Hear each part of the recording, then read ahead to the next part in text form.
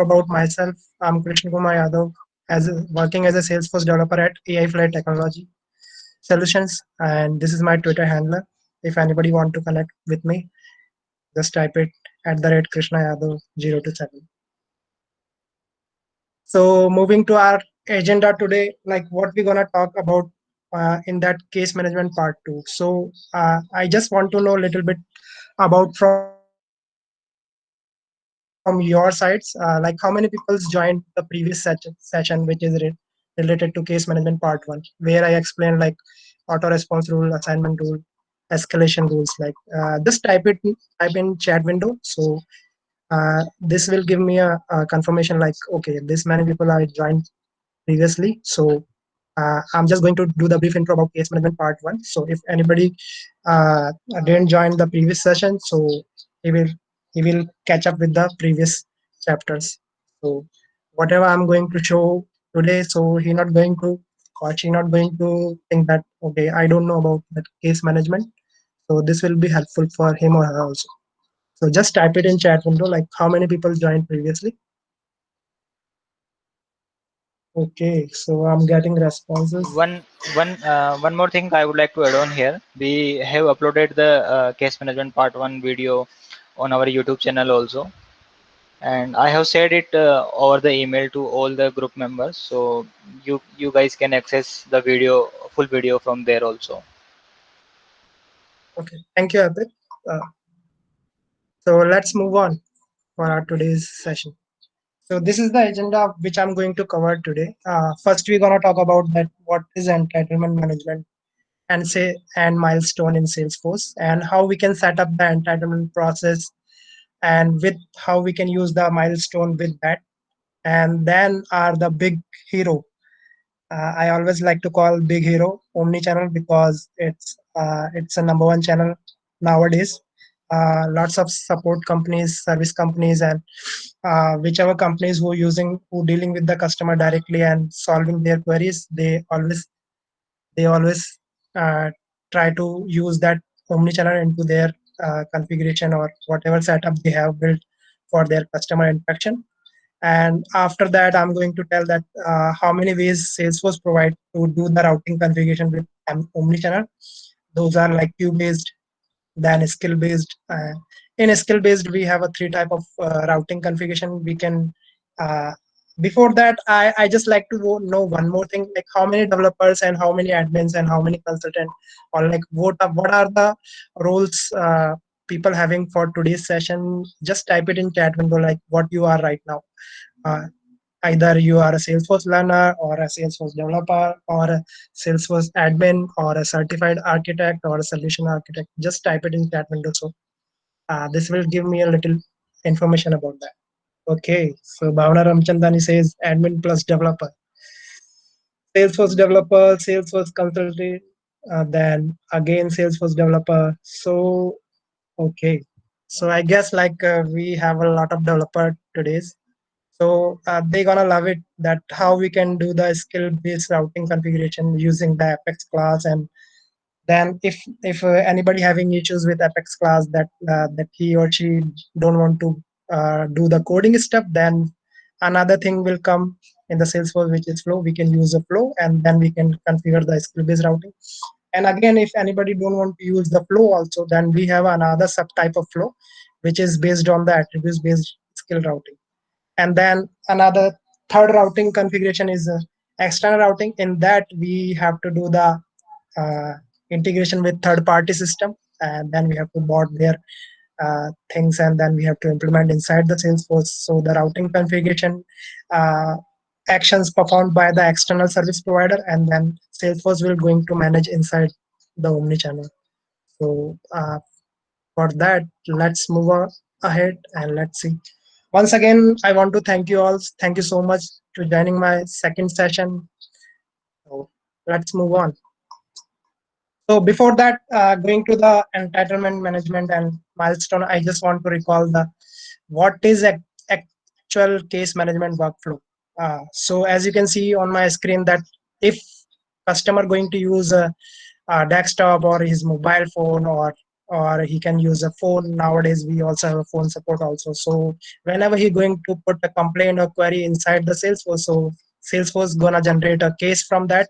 We already seen that in our previous session. We can use email to case, web to case, and then as the case record generated, we have assignment rule set it over there. So it's gonna assign the cases to the agent one and agent two according to the criteria we mentioned over there. And after that, agent gonna work on that case. And if it works successfully, so the case will close. And if it is not, then that case gonna escalate to the another further process which we already seen in the previous session. And then it escalate to another something like manager or supervisor, and then it gonna close, because each and every close have to be closed.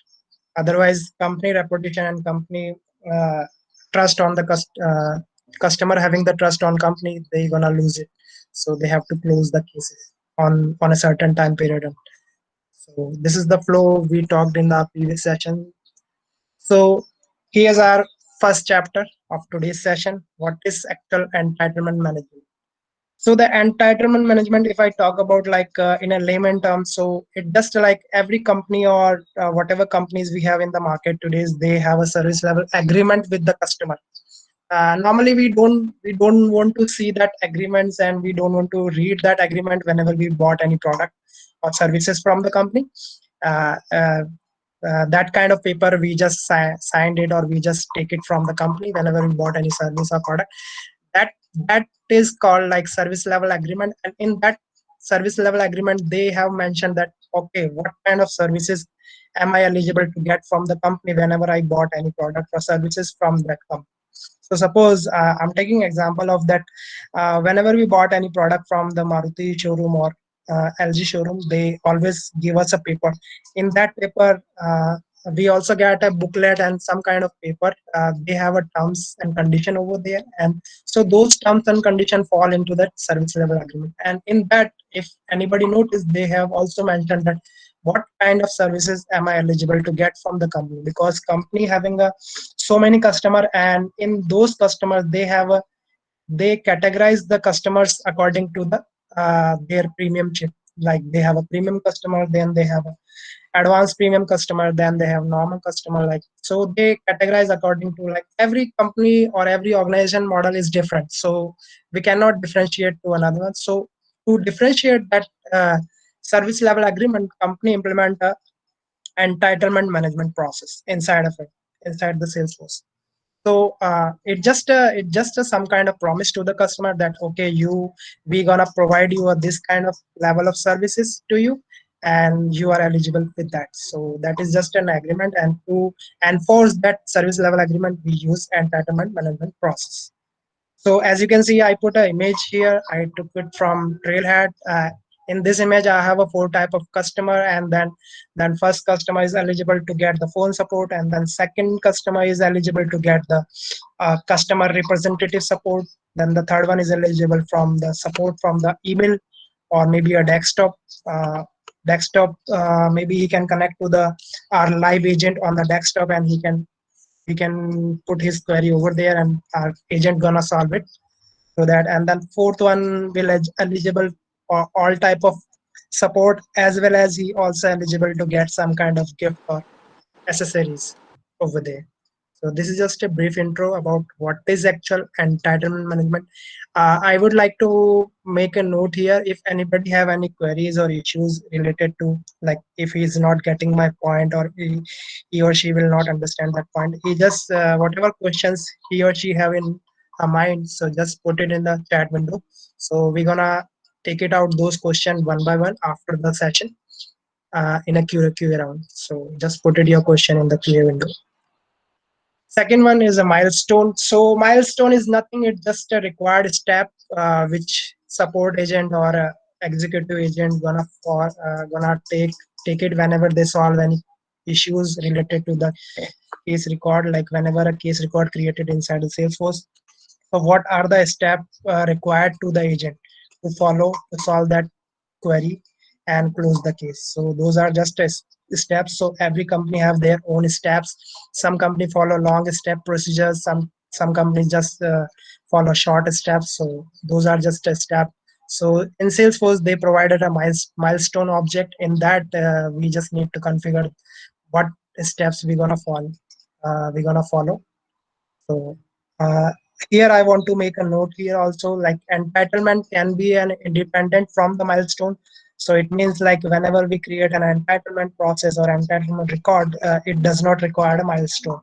But whenever we create a milestone, so we want to run a milestone on a particular process, we do need an entitlement process along with that. Otherwise, only the milestone does not work, or it does not apply. Whatever step we provide over there, it does not applicable on the process of the case management.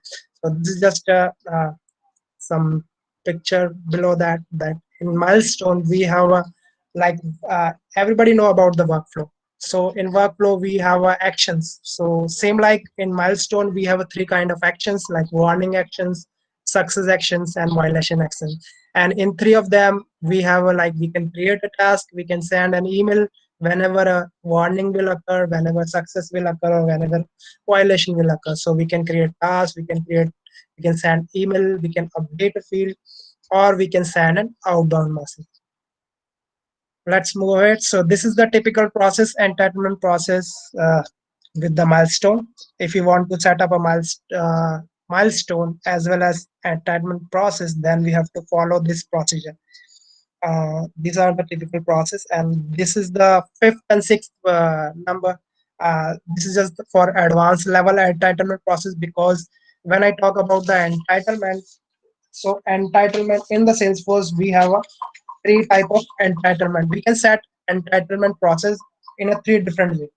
First one is like I can set up like only entitlement. So in that, I just provide a guideline to the agent that, oh, okay, whenever any case come inside the Salesforce, so they have to follow this. They have to follow this entitlement process. Then the another one is like entitlement plus service contract. In that, I need to create a service contract object record also with the entitlement.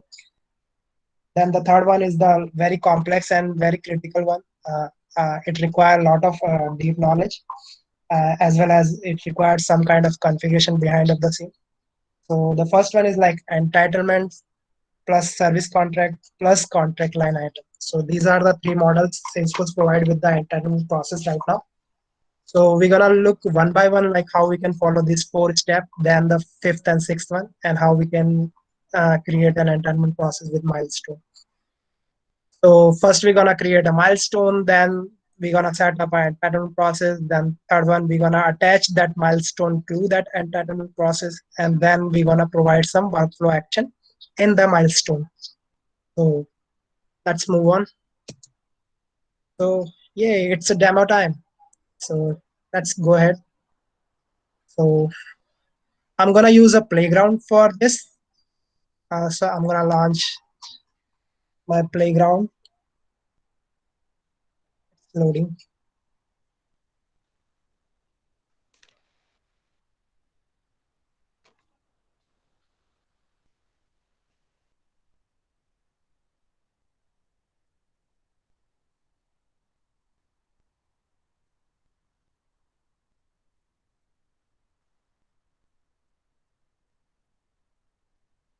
I just created a brand new playground, so it's taking time a little bit.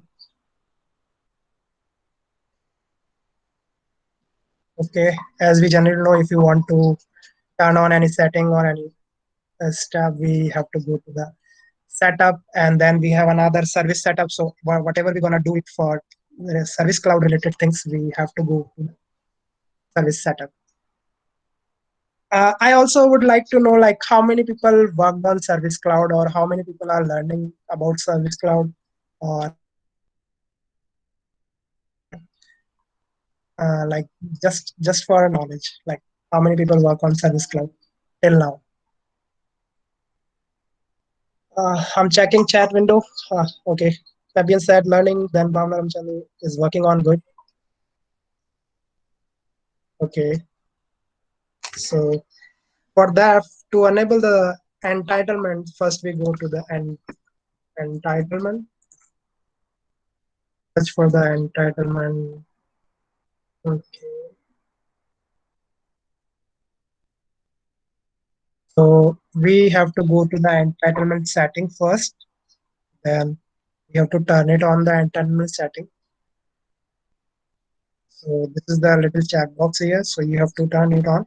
So as you turn it on, then behind the scene, the Salesforce going to create a object for it. Especially two object get created for it's just for developer knowledge. First one is like entitlement object, and the second one is like entitlement process object. So these two objects get created when you turn on the entitlement. And after turning on, we have a lot of setting here, like a lot of settings. So I'm not going to cover all of them, but I'm going to cover like what mostly required. So first thing I want to mention here, like each entitlement should be associated, at least should be associated to the account. So we already enabled entitlement. The second one, like I want to uh, this limit asset lookup field only return asset with the same account case only. So I'm going to turn on this setting, and then the second one, limit the entitlement lookup field to only return entitlement with active status. It means like whatever entitlement status is active, only whenever I going to populate and the lookup field, it just going to return the active one. And then we have a setting related to the milestone.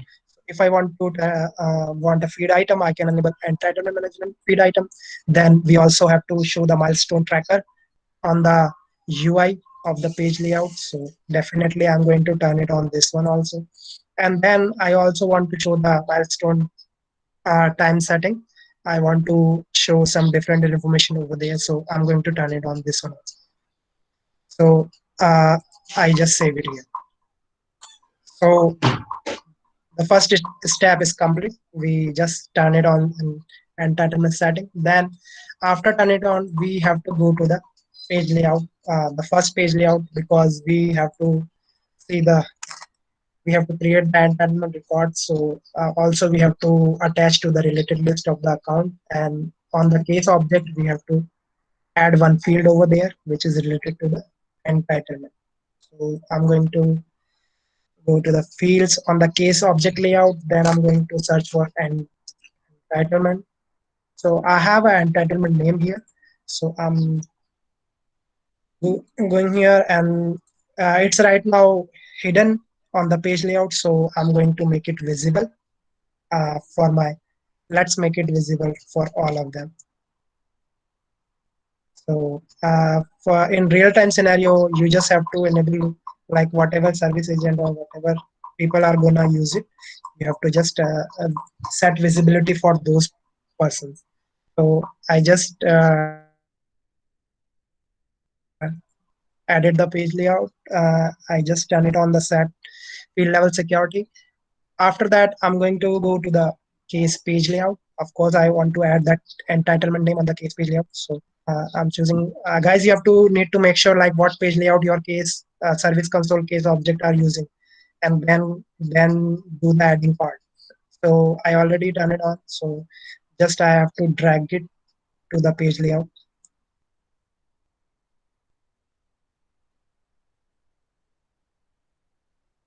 So okay, let me put here. So I put it here. Then I said it have a lot of field also. If you want to show for a demo purpose, I'm just going to show that entitlement name. We also have a lot of field here. When we turn it on the entitlement setting, we have entitlement process, then we have entitlement escalated, and then milestone status. You can add all of them. If you want to see the timeline, also you can add timeline also. But for demo purpose, I'm just adding one field. You can add more of them. We have a milestone status as well as just save the page layout. After that, we have to do one more thing on the account layout. We have to go to the page layout. Then we have to add the entitlement on the related list of the account, because each entitlement should be associated to the account. Otherwise, the entitlement will not work. So we have to Okay, where's the related list? It's here. So I'm just going to add entitlement to the related list.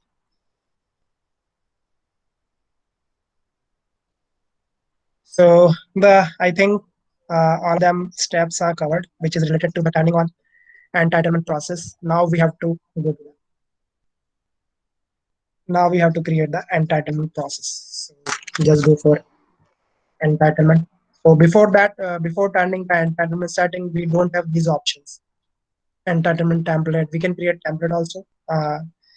And we can, if you want to build from scratch, we have to just go to the entitlement process. Then just create entitlement process. Right now it's for case. So just select case. We are demoing on the case because generally company use entitlement only for cases. So I'm just going to provide a name. So case entitlement, and then before activating this thing, we have to create milestone as well as. So I'm not activating right now.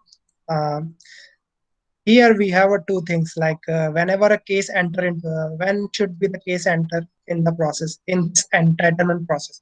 So whether is it is based on the case created date or based on the custom date field. If we want, if we put any custom date field on the case object, we can choose it here. So for demo purpose, I'm just choosing the created date. And when should be the case exit from the process. So same, if you want to provide any criteria here, you can provide. And I'm just choosing the default one whenever the case is closed. And then again, if any company, every company have like different business hours, so we can select it, but not required here. So I'm just using the default. So I created an entitlement process. Now the another step. So our process is ready. Look at here, the timeline already here. So that's why I didn't add this thing on the case object because it's already on the entitlement process. So whenever we going to create an entitlement report, that thing gonna show up over there also. So let's create the milestone.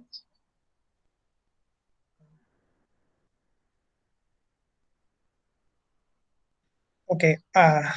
Before adding the milestone to the entitlement process, you have to create it because I don't have anything created. So let's just create one for a demo. Uh, Milestone are the required steps. So some company follow like more than two or three things, but okay, I think so. It depends on like how many steps they're gonna follow. So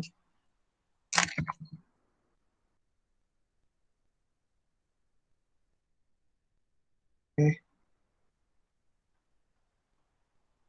So I'm in milestone. Create. So I'm just taking response time. So this is the standard response time I'm going to follow. I'm going to provide to the agent. So this is the particular time in which you have to uh, start working on the case, or maybe you have to finish the query as is get created inside the Salesforce. So we have a three type of recurrence. The first one is no recurrence, means this is the required step only fall in the process once, and then after that it not going to fall again. Second one is like independent. Independent, it means like whenever a milestone criteria uh, which we're going to define in the entitlement process, whenever that criteria are going to match, then the independent step uh, type will occur. And the subsequential means uh, it can fall maybe twice or thrice in our required step. So for I'm just taking the no recurrence and then save your milestone. After saving it, we have to go to the entitlement process. Add this milestone over there. So I'm in entitlement process. Then I created case entitlement. Um, Here I have to add it. So milestone name, as I created response time over there for milestone, so I'm going to choose it here, and then I have to provide the time here. when we should going to trigger this milestone. So what will be the time? So for demo purpose, I'm going to give uh, 5 minutes. Let's see. Whenever a case is get created, it will show the time tracker 5 minute over there. We can, but in real time scenario, you have to put like 1 hour or 2 hours. So let's put 60 minutes. So for developer, it's just a little short trick. If you want to implement your custom logic on the entitlement process or the milestone, you have to activate this checkbox. When you get when you activate this checkbox, that standard checkbox will automatically disabled. So whatever logic you provide for the Apex class, when should this milestone get triggered, then it gonna follow that to that Apex class. So uh, I'm just showing the standard way for now. Uh, and we have to select the end time. This is the start time when we should uh, start the time of that tracker. So the tracker time, we have a two different time scenario here. Whether as long as the entitlement process get created or the milestone criteria. So you can check it like whenever milestone criteria are going to match, then it will gonna activate that milestone, or whenever the entitlement process criteria going to match, then it gonna activate that milestone. So these are the two things. I'm just taking the default one, entitlement process. Then it's not required, but in a real time scenario, company going to use it there, because each and every company have their own different business hours. So you can put it here. For order, I'm going to check choose one. Then criteria, I'm just putting here simple. So the whenever case, let's say origin equals to, let's say whenever a case origin from phone or email as well. So we're going to start our milestone. So I just added one milestone, but you can add it more here. And as you can see, I put it 1 hour, so it's just a 1 hour timeline frame. If you want to add it, if you gonna add another one, so it just show here in this milestone timeline. So I just added the milestone.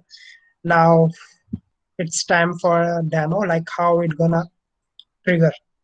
So for that, we have to create an entitlement record. And before that, remember that we didn't activate this milestone process because we have to add the milestone.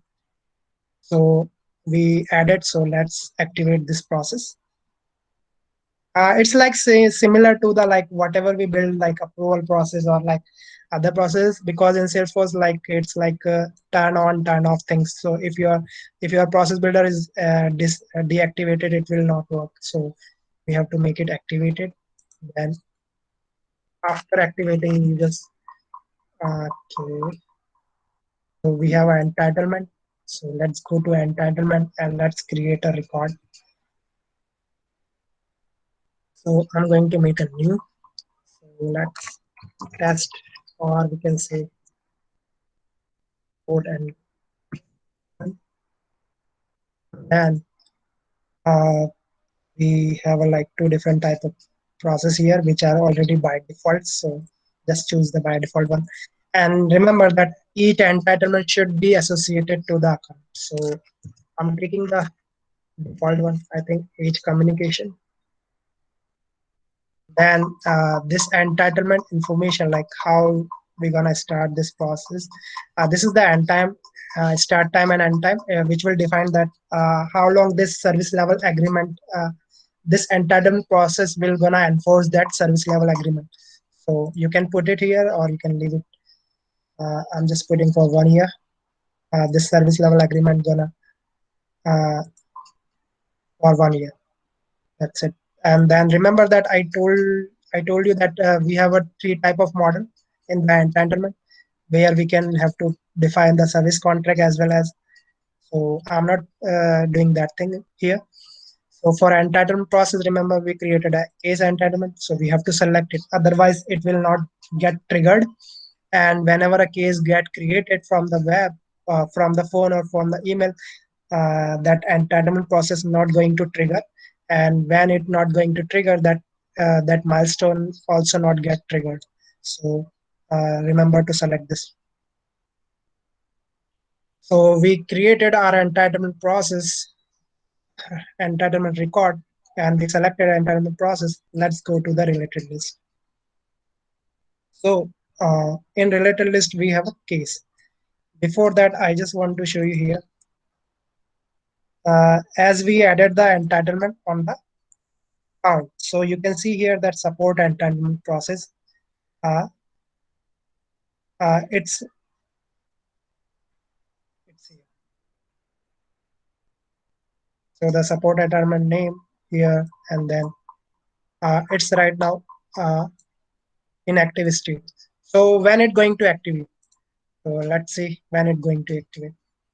For that, let's go to the entitlement record, and uh, but before creating a case record, we have to do one more thing to show that milestone tracker here, whether it's working or not. So to do that, we have to add to the page layout. So let's go to the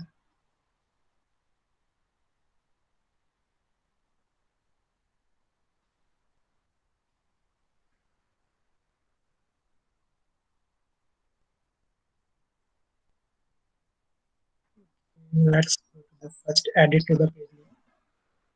So I'm going service setup again, and I'm adding that milestone tracker from there. So go it here and search for case.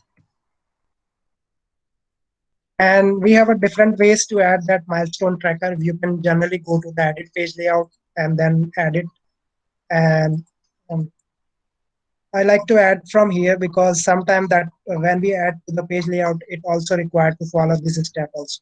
Because milestone tracker is a classic feature. Just now they turned into the lightning. So go to the case feed layout and then look for the uh, here we have tool. Look for the tools and component. So for here, you will find that milestone tracker. So it's right now hidden. So you have to put it in the right column.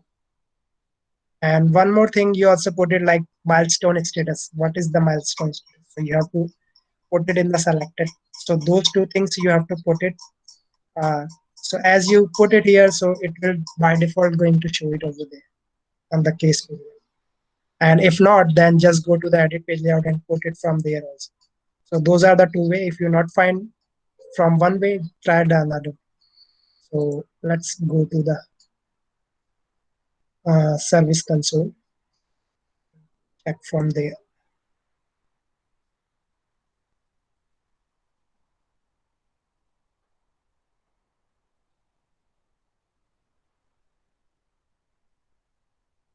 Let's first check the milestone, whether it's showing or not.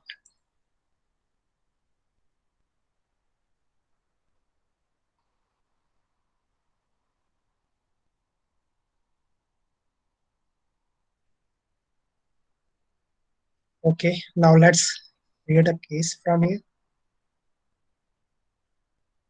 Remember, we put a criteria over there whenever a case origin is from phone or email. So let's just create default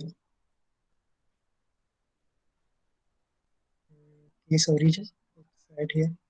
I'm putting from phone, and then electrical, then performance. Save it. Let's go to the case. Okay, so as you see that our milestone tracker is not visible here. So what you can do here, uh, go to the, when you are on the detail page, just go to the edit page.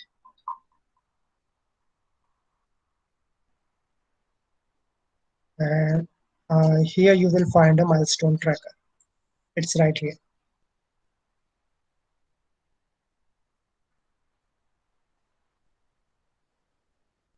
So my I save it and telling me to activate. Let's just activate for the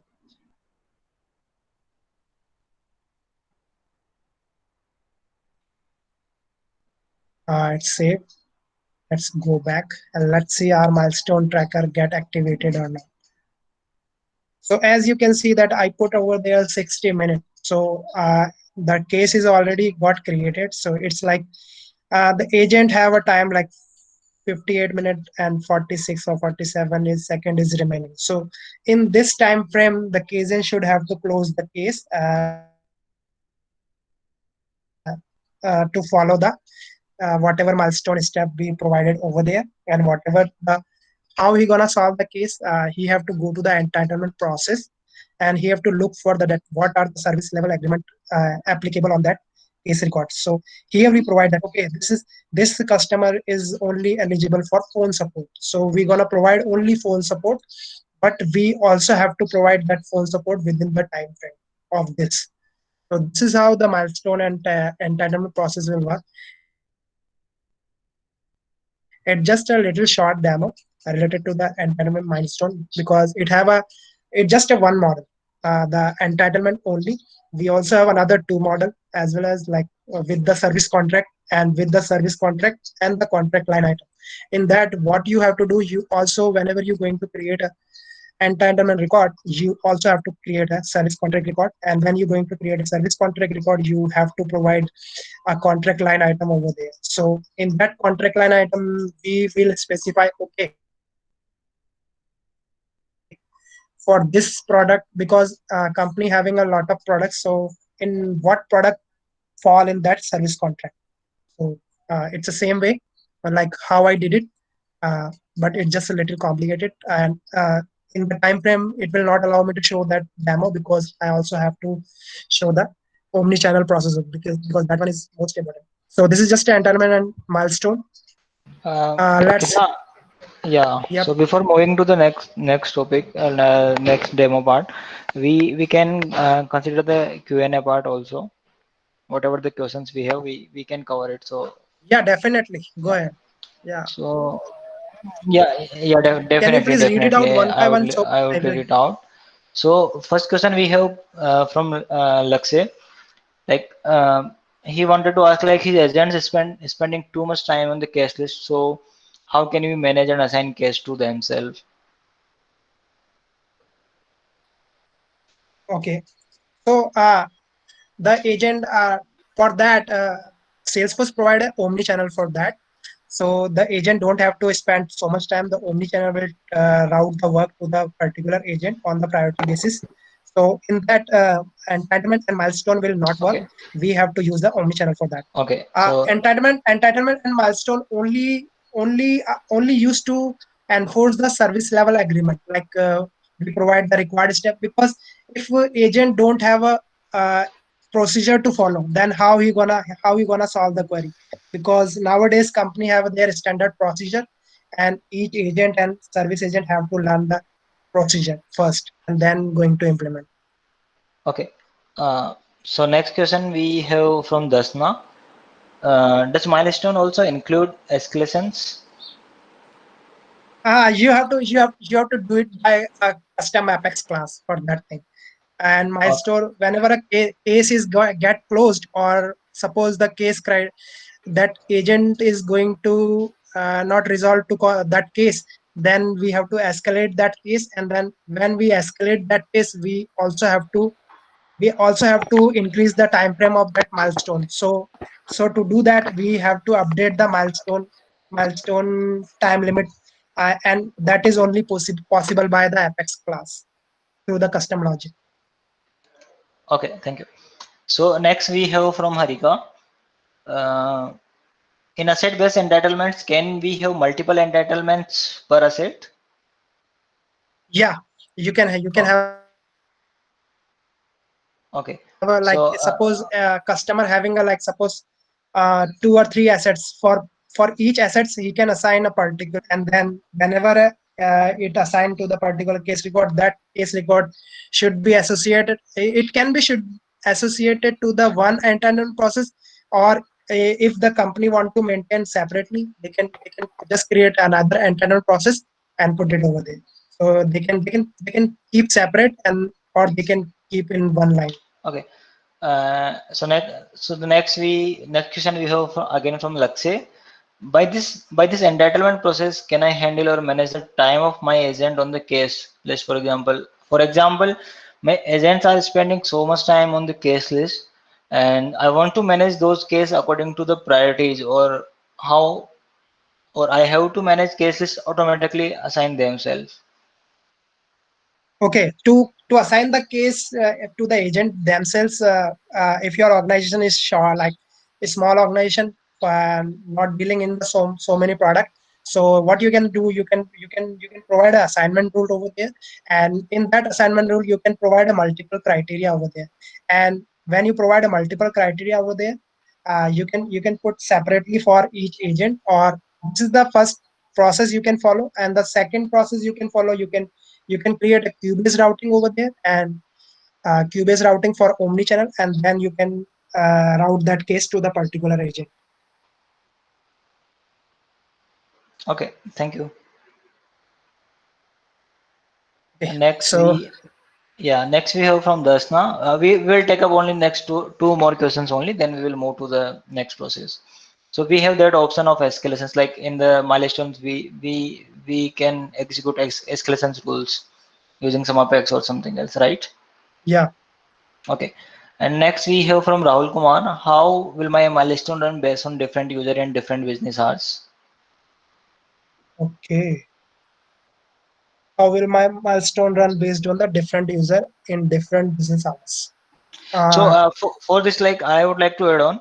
yeah, If you have applied the business hours, so in that case, like the timer which is running here, it respect the business hours also. So like if the case has to be closed within 1 hour, and if sometime some of your employee open a, some of your customer open a case at 6 o'clock, 6:38 in the evening, and your business hour is to like your organization will be closed at 7 o'clock. Okay, so in that case, 30 minutes of today will be counted, and next 30 minutes from tomorrow will counted here. This is how business hours are being respected in the milestone, as per my understanding. Also, one more thing I like to add here, because if you remember that it's not required over there, the business hour, but for the to implement properly the entitlement process, you can create your business hours, whatever your company follow over there, and you can put it over there. So whenever a case get created outside the business hour, in that time the milestone not get activated, because it does not follow in the that business hour. So when that business hour will applicable on that case record, on that time the milestone get triggered, and then from that time it going to activate it. Suppose that company close at the after 8 p.m., and if any customer put a query after 8 p.m., so that case is going to hold inside the Salesforce, and milestone also not get triggered. So in the next morning, then whenever the business hour get activated, like that company start around 9 a.m., so at that time that case milestone tracker get activated, but the case record get created in the previous day in the night. So Thank you. note out one point here. This is the important point, that uh, milestone, if you provide a business hour over there, then the milestone only get triggered whenever the business hour is there. Otherwise, it will not get triggered. That's why for demo purpose, that's why most companies are not put business hours over there, uh, because it will create complication, because sometimes that 2 business days off from the company side, then this will gonna have problem to the agent also. Yeah, thank you. So Okay, we can move to the next topic now. yeah, definitely. Guys, please put your queries. If you have more queries, just put in the chat window. We gonna have QA session after this omni-channel. So here's our omni-channel, the next chapter from the case management part two. This is most critical, I say, as well as sometimes like company. required an external integration to implement the routing configuration, because out of the box Salesforce functionality have a limit over there. So whenever the Salesforce hit that limit, that company required external routing. So for external routing, I do not have a paid org because it required a paid org. First of all, the second thing, it also required an external service provider license, like whichever service I'm going to use it, I have to buy that service from their hand, and then I have to do the integration, and then I have to implement the routing configuration. So for today omnichannel configuration, I'm just going to show the skill based routing and the queue based routing. So let's go ahead. I just want to know, like, how many people know about omnichannel? Just put in the chat window. Uh, like how many people already know about omnichannel, already configured for any client, or already learning, or already learned from the Trailhead modules or YouTubes or blogs. Just like to know, curious about that. Okay, Sheikh says I do. Fabian says I'm learning. Okay, great. Okay, Trailhead knowledge. Harika says great. Okay, cool. So, what is exactly the omnichannel in Salesforce term? Because omnichannel, if we talk about the omnichannel in a general way, like in a layman term, so omnichannel means omni means all in a one place, and channel means like it's a medium to connect, or it's a medium to communicate. So this is just a layman term. So, what omnichannel do in the Salesforce? Why is Salesforce using omnichannel? First of all, this is the question. So a true omnichannel customer service center allow your customer to connect seamlessly. It means like customer can connect to your organization, to your company without any hassle, as well as that company support staff going to use multiple channel over there and to connect with the customer and provide the better services to the customer. So without having any issues to the customer to connect with your company, and also your agent does not have any issues to connect to the customer, and they can provide seamlessly services to the customer. For that, Salesforce introduced omnichannel. And so in service world, the omnichannel apply three C terms. First one is complete, means complete engagement with the customer on any channel medium. Second one, consistent.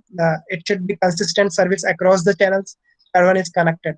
So it connected to the one CRM for unified view of customer, which is our Salesforce Customer 360 platform. So these are the three. Salesforce implement these three C on the omnichannel. It provide the 360 view of the customers, and this is just a small definition. It's on the Trailhead, so you can guys go over there and look ahead. What I understand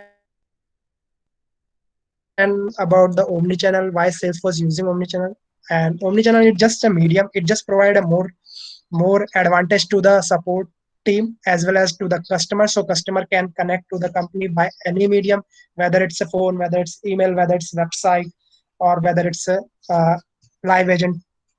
So those are the medium. Customer can connect directly to the company, and then company having their support agent over there, and then they can collaborate with the customer and can solve their issues very fast. So this is what I understand to the omni-channel. But when it comes to the broader way, you have to look into the Trailhead and other blocks like. So why omni-channel Salesforce? Why Salesforce using omni-channel? First reason is like, in 2018, they conduct a survey over there, and in that survey, that organization called ICMI, omni-channel. In that survey, the omni-channel is the number one rank in the 2018, according to the priorities. Like we also have a, nine different channels which we can use to the connect to the customer and to solve customer issues. But in omni-channel, we have all of things. Like we can configure to the chat, we can configure like a lot of features there. That's why Salesforce nowadays working more on omni-channels and try to improving their functionality as well. So this is just a small reason. And also that to run a omni-channel contact center, you need to connect to the right information to the right person at the right time. So this is the main motto of the omni-channel. You have to connect to the right information to the right person to the right time. To implement this philosophy, Salesforce introduced omni-channel. Now, these are the type of routing configuration inside the Salesforce. How Salesforce implemented the omni-channel. So we have a three type: queue-based routing, skill-based routing, and external routing. Queue-based routing is very simple. We just have to create a queue. We have to enable omni-channel. Then we have to create service channel. So let's move on one by one, and we're gonna dig deep down to understand that how it works. So the first one is like queue-based routing. So queue-based routing, as it name suggests, it depend on the queue. So we gonna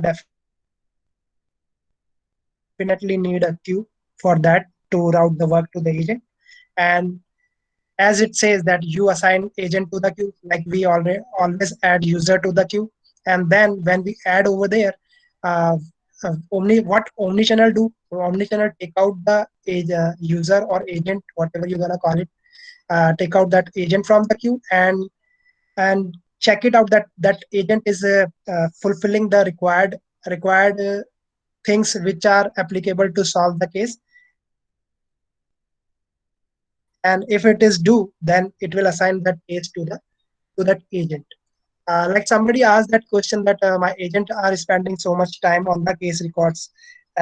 So to do that, we can provide a qubits routing over there, and it gonna assign the work automatically to themselves, so they don't have to pick it from the queue manually. Because right now, if you does not activate the assignment tool, so whatever case inside the queue, agent have to take out manually from there. They have to transfer the ownership from the queue to their hand. But omnichannel provide support over there. What we can do, we can configure a queue over there, and then we can activate a omnichannel.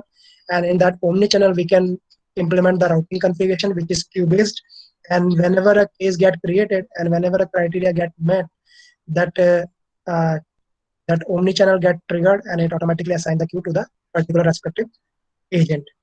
Best use case to use the queue-based routing, whichever organization dealing with the limited number of products, because if company having a lot of products, so it definitely going to sell to the multiple countries also. So in that scenario, we have to create a lot of queues over there. So it's not feasible solution for that.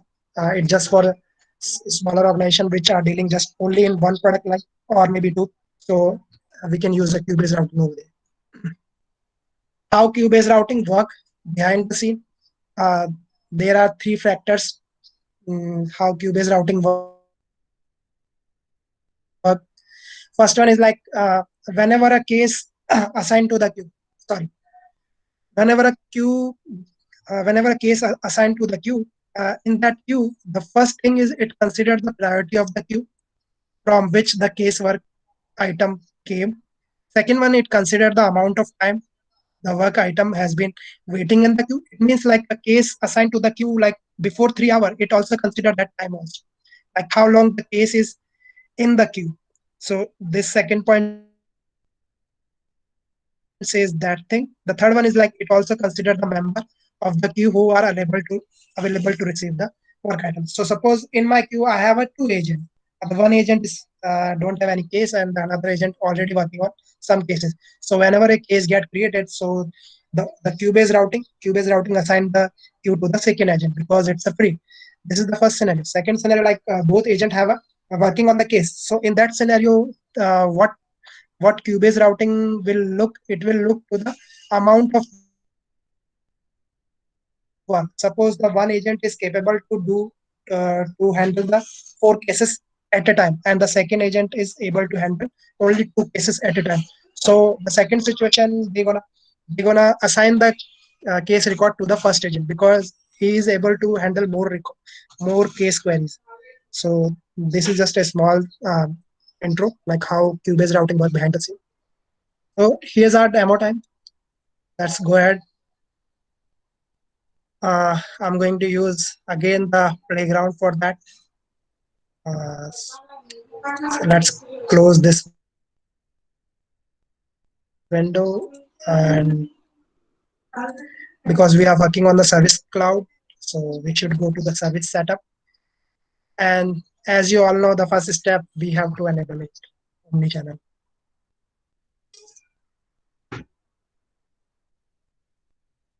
So just type it out, omnichannel setting. You will find here omnichannel. And for developer, it's a quick note. Whenever you're going to turn it on that omnichannel things, behind the scene, I guess not sure, but I worked few of the object. The one is like skill. The second one is skill request. Third one is pending service request. So these three objects I already worked. So I know that whenever I turn this request on, these three objects get created. So as I turn it on, that these three objects get created. So when I turn on this thing also, that two or three objects also get created. So right now we are going to work on queue-based routing. So we already turn it on omnichannel. By default, it supports queue-based routing. If you select this one, then it's going to work on the skill-based routing. And if you have a writing secondary routing priority, you can configure from here also. If you have a capacity model is just like how much workload your agent will able to handle. For that, if you have another model, you can configure here. For demo purpose, I'm just showing the basic one. So let's just save it. After saving, this is the first step. You have to create a service channel.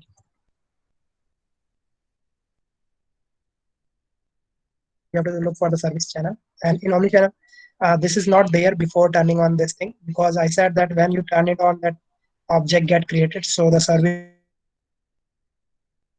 channel object also get created when you turn it on. So we have to configure create a service channel.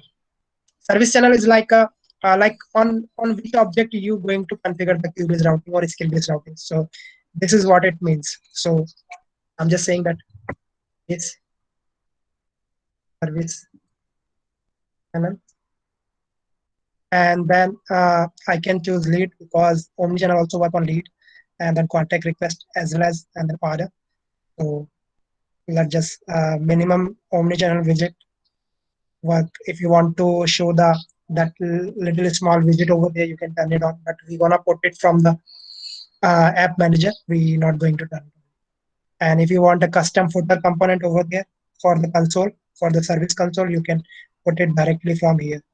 If you have built in Aura or LWC, you can select from here also. So let's just save it. So the second step also get completed. We created a service channel record. Now the third one, we have to create a routing configuration. So remember that we also don't have this option before turning on the omnichannel. So this object also get created, routing configuration. So in that routing configuration means here like whenever a case record is created and whenever it's going to assign to the queue, what routing configuration should my omnichannel follow. So we are just defining the routing configuration for the omnichannel. So it's gonna use it our routing configuration. So you can put it here, routing config, and then for priority, I'm just choosing one. And here's the routing model. What I explained you over there, like how queue-based routing work. The first one is least active. It means like whoever agent have a less work, it's going to assign the queries to that agent. The most available, it means like it's gonna calculate that the capacity minus current work, and then it will calculate on those basis, and then it will assign to the agent or the external routing. External routing we not showing demo today. So for choosing, we just choose the least active. And then the third one, the work item size. The work item size says that whenever a case record get created, how much weightage we gonna give to that case record. So that weightage, that capacity is going to use against to the that agent capacity. So suppose like I put here the capacity 5, and then agent is working on the four case record, four case queries. So the 4 into 20, so the total capacity of that percentage is 20. So this is how it works. So just put one or whatever weightage your company provide over there.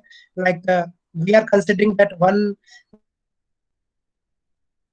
record capacity is one for now.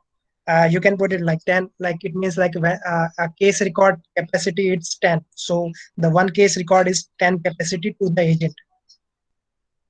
So let's put one here and just save it. So we created a routing configuration. After that, creating routing configuration, we have to create a queue because we have to assign that routing configuration to the queue. So let's create a queue. Let's create a low priority. And if you want to email to the whoever going to be the member of this queue, we can send the email to that. And here it says that routing configuration. So I'm selecting the routing configuration which I just built. So I selected that routing configuration. After that, the supported object, I'm going to put case here because we're working on the case. And I'm going to put here like, uh, let's just put a user here. Three of them, put it here.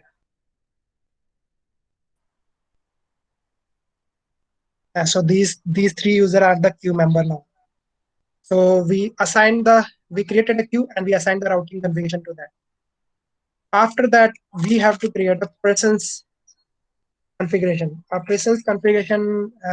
This is like whenever you on omni-channel, whenever a agent get logged in and whenever you select over there, like it's something like whenever we get online on the WhatsApp, so it shows online over there, or whenever we offline or last seen, so that current status is shown over there. So it works something like that.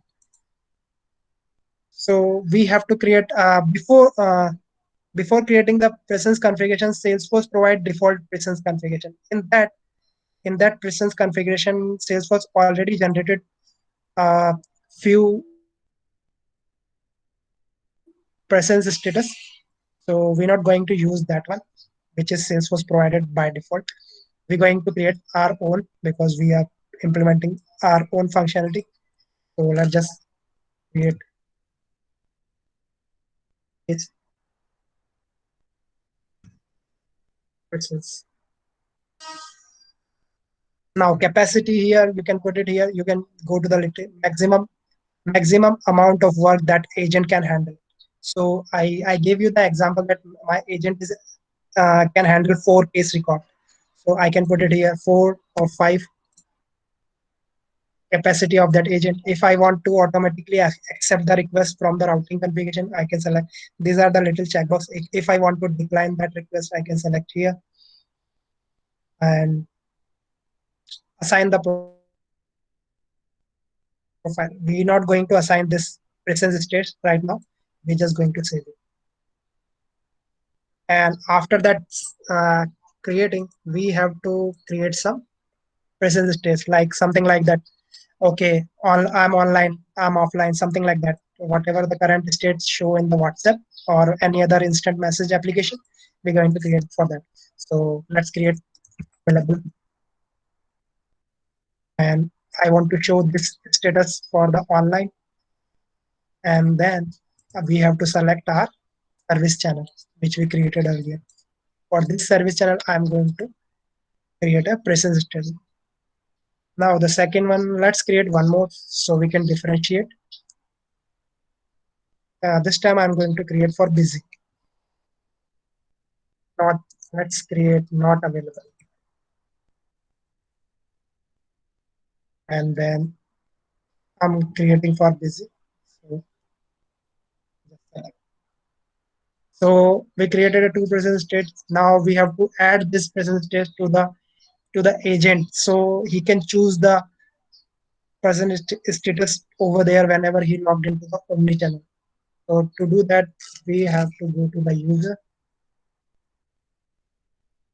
and in user, let's assign that thing to this user. So Whether you can search it down below, uh, enable presence, or if you don't find it here, you just go to the profile and turn on that thing for your selected user. I'm not seeing here right now, so let's just turn it on the profile. So here you see that enable service presence status. So let's just select here, and then I'm going to add those thing here. So remember that we created two: available, not available. Let's just put it here, and now it's available for my user to select in the omnichannel. So we already assigned that. Now almost we are in completed 90% of the omnichannel things. Now we just have to add to the page layout. So to do that, we have to go to the console app first.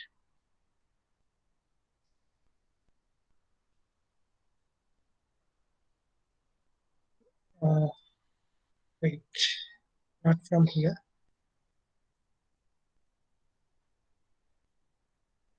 Let's go to the app manager, add it from there.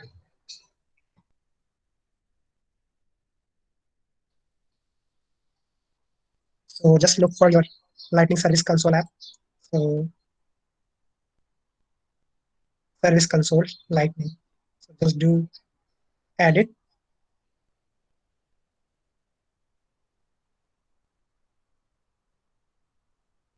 And in utility item, you will find a omnichannel, a little drop widget over there, which we can use to log into the user. So here's the I added to the omnichannel to the page layout. So we are good to go. We are good to test that thing. Uh, let's go to the our service console.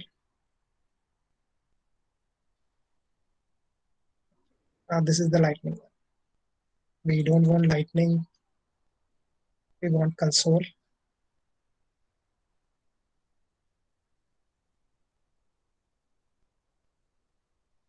So as you see that I turn it on this thing, omnichannel. So it's a right now it's showing offline, and I added. Remember that we added available, not available, and offline.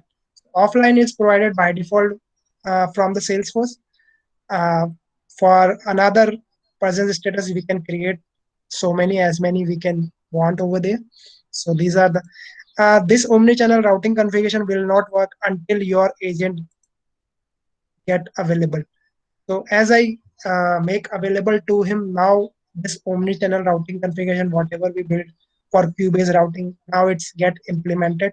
So let's just create a record and test it out. So my agent is available right now. It don't have any work assigned. So let's see how omnichannel will going to assign the work to that agent. So I'm going to case record, then I'm going to create a new one.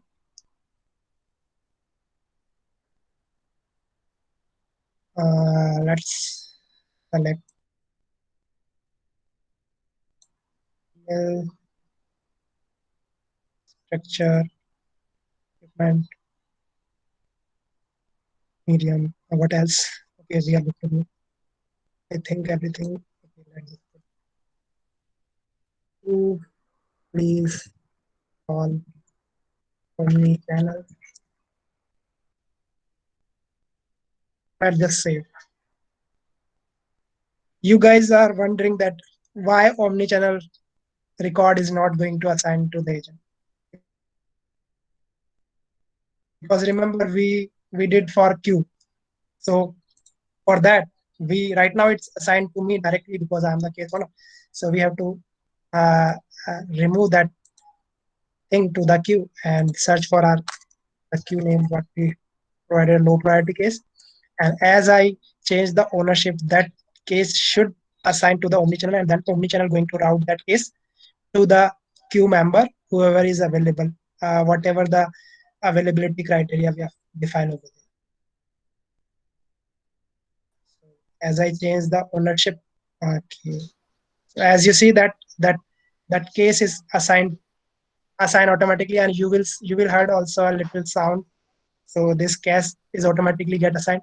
So if you don't want to do that thing manually to choose the queue, what you can do, you can create an assignment rule, and then that assignment rule going to assign that case to the queue, and then as it get assigned to the queue, then it automatically assigned to the respective user. Remember that first is for myself, then I assign to the queue, then omnichannel again assigned to me, because omnichannel find that I am the most available person right now because I am online. I am the online person. So that's why that omnichannel assigned that case to me.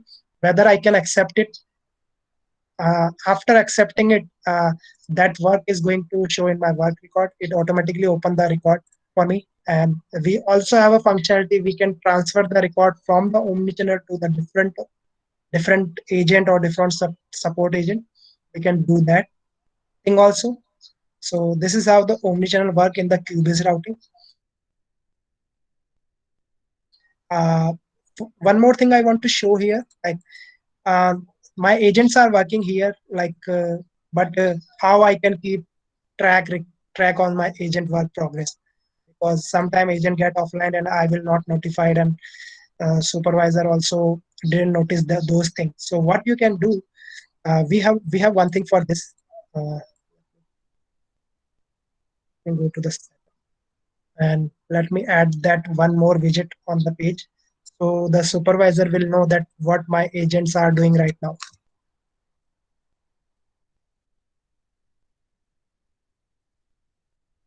So go to the app manager again and just add that little widget which gonna show the supervisor that okay, my agent is working on this case and right now he's available, or right now he's offline, or whatever status is over there.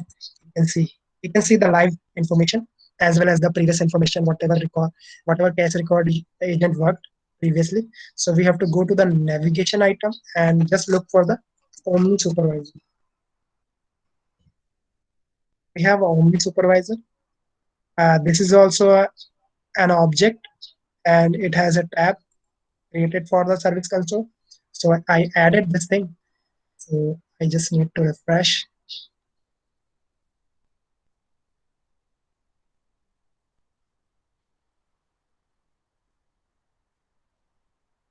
So that should definitely come here, the omnichannel supervisor. So I'm going to click this thing. So now my omnichannel supervisor is connecting to my all the available live agents. And as you can see that it's showing that the Krishna Kumar, whoever is the agent right now, is available right now. He can he can change the status of this. Right now I'm available, but he can change my status from there. So I'm not available now. He can put me offline also. So he put me offline also. As I put offline, that case record automatically get changes. That case record automatically vanishes. So this is how that my agent can look for the things that okay. So my agent is working on this case. Let's just go to the thing and let's just assign cases to look a good view in the supervisor. Low priority cases, and before that, I have to make it enable.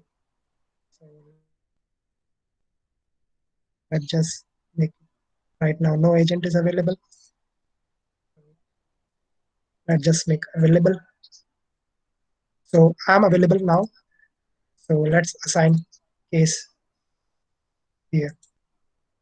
One more case to see that whether it's captured in the Omni supervisor or not.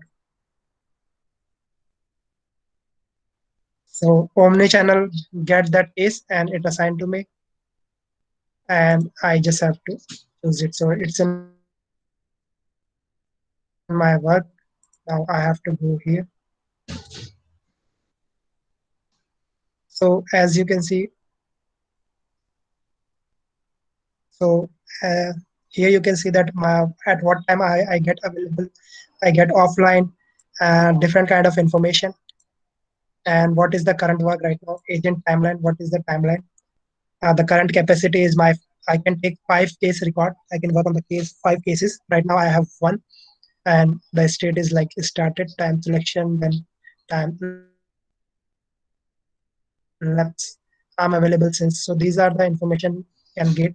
And this is the queue I'm part of. That a supervisor can also track this thing and queue backlog. In the queue backlog, he can check that how many case record is in the queue and who, what agent and who are the agents are working over there in that. So this is just a small widget which Salesforce provide to track the information. So let's go to this thing also. Let's assign one more case to the queue.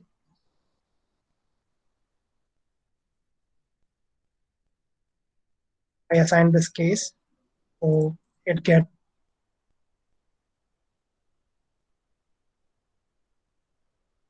So as I choose here, so I should get here. So now it's two. As you can see, now it's two. So let's go to the main window. So I'm working on the two cases right now in the low priority queue, and I'm available right now. So this is how it works. So this is just all about the queue-based routing. We already covered the queue-based routing. Uh, Guys, just put it, guys, very just put very your queries in the chat window. Yeah, Krishna, Yeah, we have some queries there. So like yep. whatever till now you have covered, it was like outstanding and very amazing. So let's look into the chat window. You have one more things to display, like skill based routing, right? Yeah, yep. But I guess we are running out of the time also. So No, first we will, I can just mention the steps because whatever we did in the queue based routing, in that we just take out some steps which are Salesforce provided from the UI, and we're gonna implement that step in the Apex class. So I just want to mention that what you guys need to do to implement the let, let queue based skill let's based ask routing. yeah, let's ask from the audience itself, like will they like to Yeah, stay more time yeah, yeah. Let's to just see take that? poll. Yeah, Yeah. So guys, you can just put in the comment chat window like you would like to see the skill based routing also today, or we should cover it in the next sessions. Pile is saying yes. Let's see what about others. Yeah, everybody wants to see. Sunny is also saying for yes. Okay. So Krishna, we can continue for skill based routing, and then we will cover the Q&A after that. yeah, sure. Okay. I hope So you guys are you can. like what I prepared for you because I want to cover the It's omni-channel really amazing. Like today. I Yeah, really because it's a yeah lengthy topic, but yeah it have a lot of hands-on demo, and it required a lot of steps. That's why it's taking so much time. yeah right. So just be with me for another half an hour, and I will finish the Apex and Flow. How we can implement Apex and Flow with the skill-based routing. So Yeah. just be with me for another half an hour, and then we're gonna finish together. Okay, so we completed queue-based routing. Guys, just put your questions and queries, whatever you have in the chat window, and let's move on. So this is the big one, the queue-based routing. I hope the developer will gonna like it because it required a lot of customization through Apex, through Trigger, or if you have a deep knowledge of the data model of omnichannel, so you can also configure, you can also implement the custom functionality with the external routing. So it's just a little short info about the skill-based routing, how it works. In skill-based routing, in queue-based routing, what it the omnichannel look for the queue, but in skill-based routing, it always look for the skills what are assigned to the agents. Remember that in the queue-based routing that I didn't assign any skill to the user, but in skill-based routing we have to assign some skills to the agent. So whenever a case record get created, that case record uh, going to look for the required skill of the agent, and on those basis it gonna route the work to the particular agent. So this is just what it means. And the skill based routing is best for larger organization. If you have a large organization, and if your company dealing with the so many products, like different product line, hierarchy wise or a vertical wise in the same product line. So to do that, we can implement the skill based routing using three types. First one is like a using Apex class. Second one is flow. Then third one is attribute based routing. So the attribute based routing Salesforce provide out of the box functionality. In that we don't have to do so much custom coding things. We just have to define the attribute based skills over there in the Salesforce, but it just only for the small organization. So like suppose if your organization have 2 or 3 product line and dealing with the multiple countries, so they can implement attribute based routing. But whenever it gets complex, you should apply using flow or using Apex class. So let's just go ahead. How skill based routing work behind the scene? It uh, it just look for the required skill to complete the to solve the queries, and then it matches to the agent skills, and then it will assign to that queries to that agent. And in that scenario we have like 2 or 3 scenario where it get complicated. The first thing is that suppose the agent 2 agents have the similar skills, then which agent going to get the case record? So it depends on the like the capacity of that agent and also the current work status. Like the agent capacity is 5, but right now he's having 1, and the another agent have 5 capacity, but he's having like 4 case record already assigned. So the omnichannel will assign the work to the first agent because omnichannel find that he have the capacity to work on that case. Second one is that all the agents are overflow, that like no agents are available to attend the case to get the case record or the assign the case record through the omnichannel. So what omnichannel do? Omnichannel hold that query for a while until until a agent get free or until a agent get solve that queries. So omnichannel will hold that case till that time, and then when any agent get free, so the omnichannel going to assign the case to the most available user in the real time scenario. So this is how it works. So as I said that we have a hands-on demo for that. So just guide, stay with me. I'm just going to show you how we can do for that. For that, I already prepared a Apex class for that because I know that it's a lengthy work. So I already did Apex class. So we just gonna, I'm going to show you that what is step required and what I did in Apex class. And we also going to need a process builder because Apex class not going to trigger. We have to use a trigger or we can use a process builder to get triggered that class. So let's just go to the service setup first. It has the similar step. We just have to go to the omni-channel first and then enable it. I think I enabled already because I created Apex class for that. So yeah, I enabled that thing. I enabled skill-based routing. So everything is enabled. So skill-based routing enabled. Now we have to create a service channel. The second step, it's same like a queue-based routing. Whatever we did in the queue-based routing, we have to follow the same step. So now let's just create close this org, the first one. Otherwise, it will get complicated. So I'm just closing that previous org. Or we are working on the another org, another playground. So we are going to create a service channel again. Case service channel. Just taking. Okay, so you can select, we are working on the case record, so you can select. Remember that when we applied a queue-based routing, we have only a case record here. But whenever we provide a skill-based routing, we have all the objects, whichever are supported, as well as if you have any custom object, that object also going to show here. Like I have a property custom object, I also have position, so you can implement the skill-based routing on custom object as well. So let's just save it. And after that, in that queue based routing, we create a queue, but we are not working queue here, we are working on skills. So let's just create a skills. We have a 2 skills object inside the Salesforce. First one is for chat, second one is for omnichannel. So whenever you create a skills, just go for the omnichannel skills, don't go for the chat skills. So let's create some skills for required to solve the case. I'm just going uh, German language.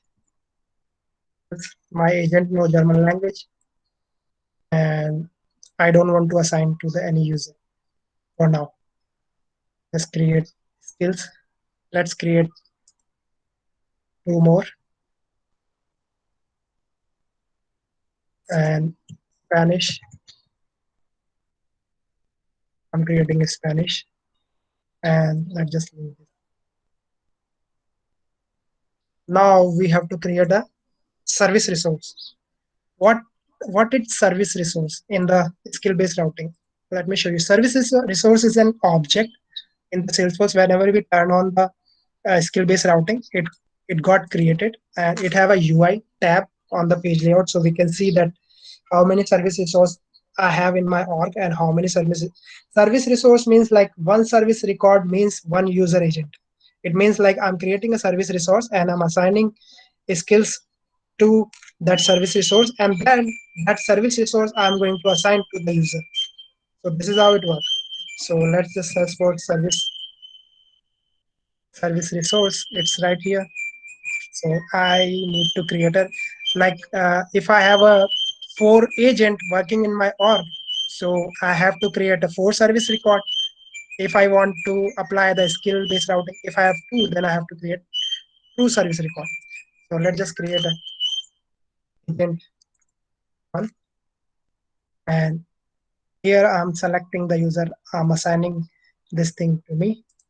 Now here, one thing I make to note here, always remember, like if you want to implement whatever Salesforce provide by default functionality for skill-based routing, if you want to implement that thing, you have to always select the agent.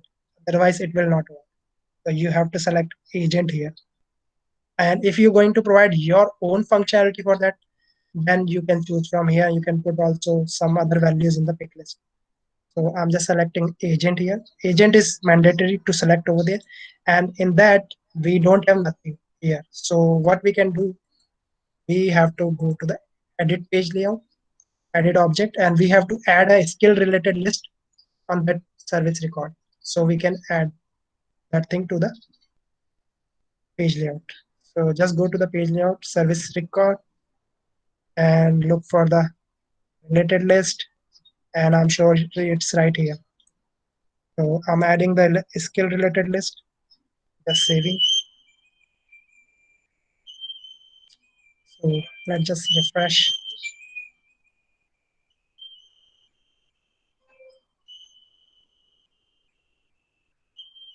So its skills are here. So I just need to assign the skills what I made it before, the German language, Spanish language. So let's just select, I'm going to assign German to this user, and skills, these are the skill level. Skill level means inside the Salesforce they provide 0 to 10. So 0 is uh, like the proficiency, like how much proficiency he or she have. Like 0 means it don't have any proficiency. 5 means it have medium level. 10 means, so I'm just providing 8.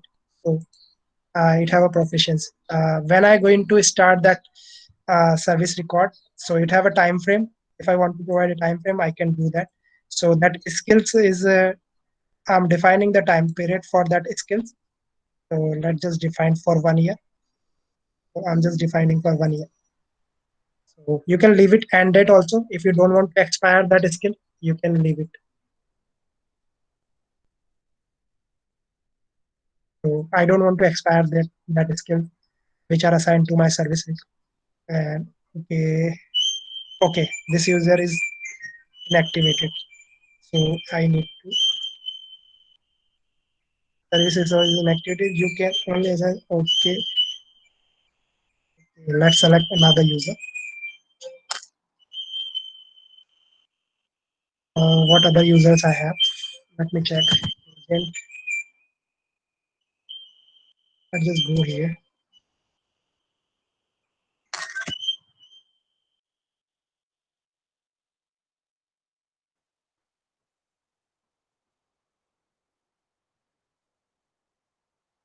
Okay, who is the service agent? Service agent is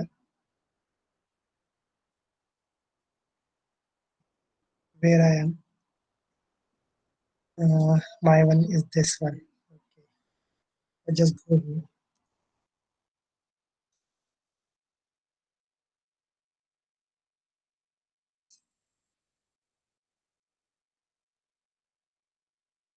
Okay, it's showing the same agent. Okay, hold on. Let me check who's the support agent one. Support agent one is activated. Okay, I need to change the license type, I guess. Okay, service cloud. It's let's just go.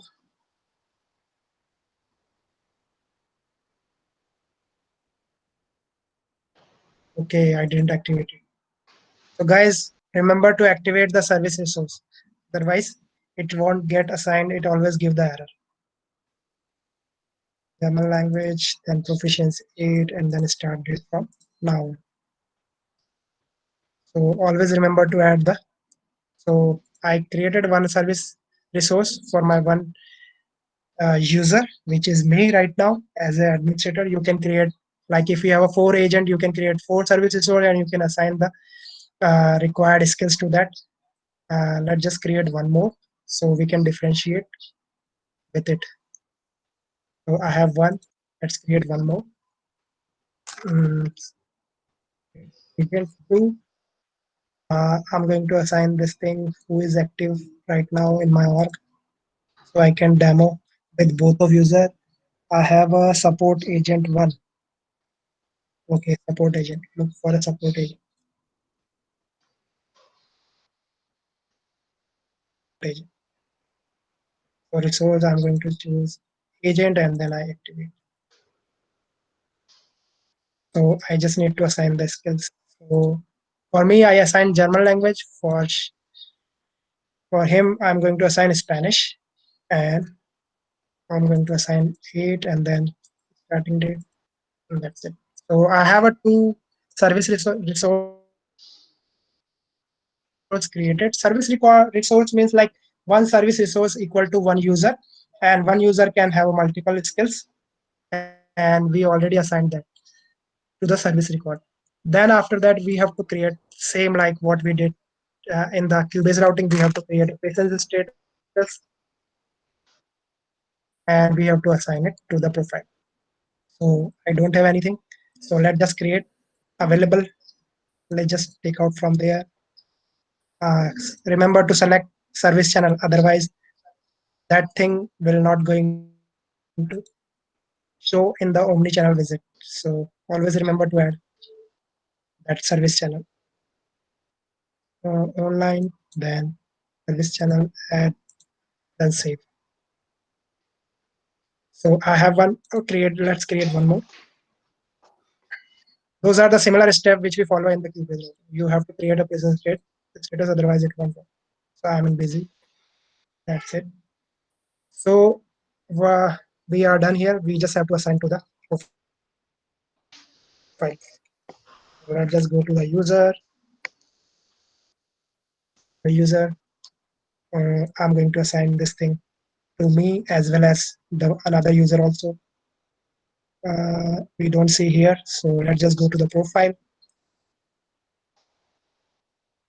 And in profile, I'm sure it's here. Let's just select, add it, then save. So we add it to my profile. Let's just add it to the user which I assign the second, and add it to this profile. Standard user profile, add to this one also. So I configured both of the user with the present status. I added to their profile, and I'm good to go. So till now, whatever we have for skill-based routing is the similar to the queue-based routing. The only thing we just created is skills, and then we created a service resource. Resource equal to one service record equal to one user, and one user can have multiple skills. This is the only difference from the queue-based routing.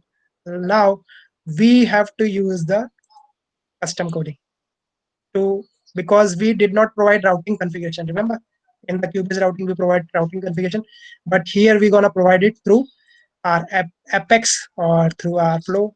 So whichever you are comfortable, you can choose it. Let me just close this classes.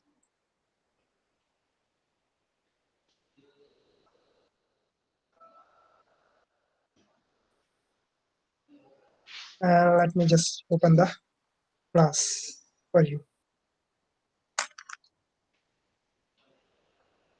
You are searching on the trigger.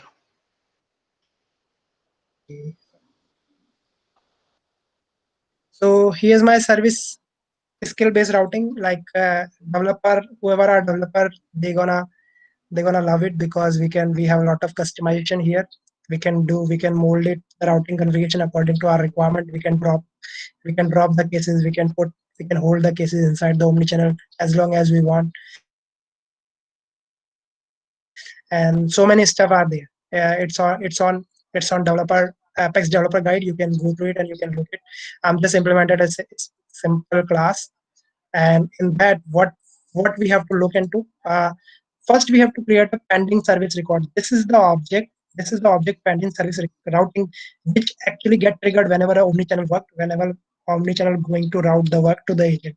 So we have to create a record of this object, and in this object, for work item, we have to provide whatever object we are working. We have to provide an ID for that, and then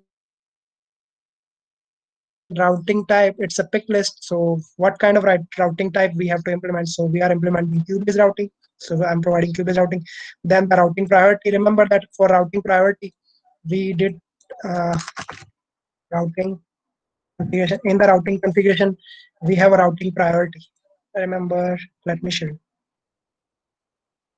This is the routing priority, then model. So whatever we are defining through UI, we have to define it from custom code. And here's the service channel ID. So service channel ID, I'm going to you can put it hard code, but it's not a good thing. So try to query that thing. So I created a service channel. So I'm sure service channel. So what is the developer name of that? I'm going to query that developer name. On the developer name basis, I'm going to query that service channel and then save it. So for that, what I did, I created an invocable method for process builder, and in that method, I'm querying the record, whichever record is get created. So in that time, my process builder going to run and then get all the case record IDs from there, and then it pass it to here. And in that, I'm going to query all the skills which are available inside my org. You can filter it out using where clause, or uh, all of them, that how we can use SQL. And then I have to get the service channel ID to pass in the pending service request, and then we have to insert the required. But the only thing you have to remember here, if you make this is ready for routing true, then it won't get fire the survey skill based routing, because what we are doing here, we putting in the draft stage because we want to do other stuff also. So we have to hold the omnichannel. We have to make it false, and we are holding the omnichannel that wait for my signal, then triggered your functionality. So I'm saying to the omnichannel that, okay, wait here. Let me do my configuration first. Let me take out the required skills from the case object based on the subject whatever we have, and I'm taking out the master labels and record skill record ID. Then I'm inserting the required skill. This is also object when we turn it on skill based routing, and then we are holding this stage. So once that thing is done, we can update that stage to true. Okay, now I'm ready to push my request to the skill based routing, and then we just updating that thing. So this is just a small method, and which are just following 3 steps. First, I'm creating pending service record. Then I'm holding, making the false. This I'm not sending to the further for routing. I'm holding that thing, and while I'm holding, I'm adding the skills and I'm matching to the requested skills which are required to solve the case, and then I'm pushing to the queue, making the pending service record true, and that's it. So this is I already done because now our class is ready. So what you do, you can either create a trigger and you can call that class whenever case record get created. um, After created, you can just call that class method. Or because I love admin part, so I'm gonna do with the process builder.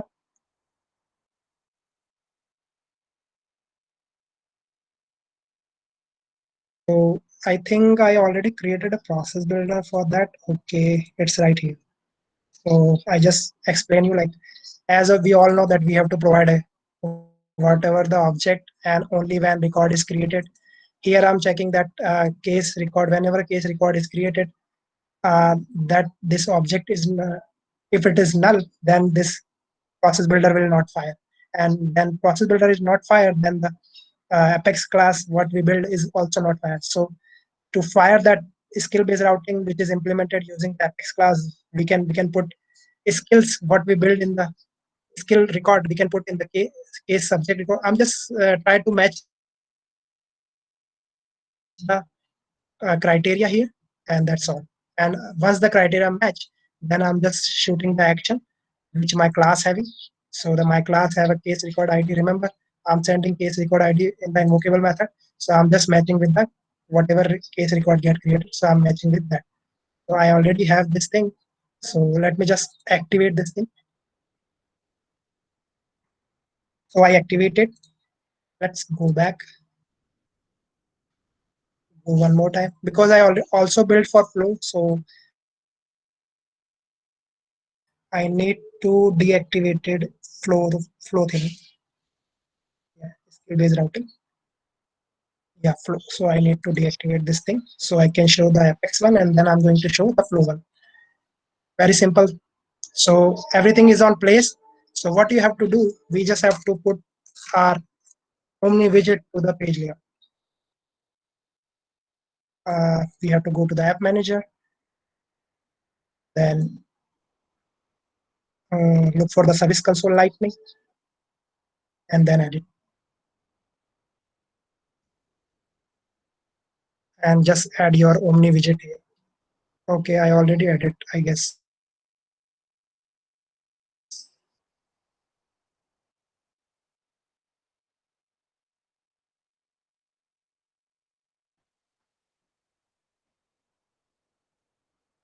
So let's go.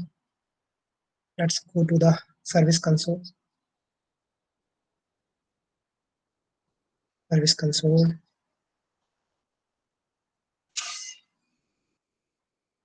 Okay, I added two.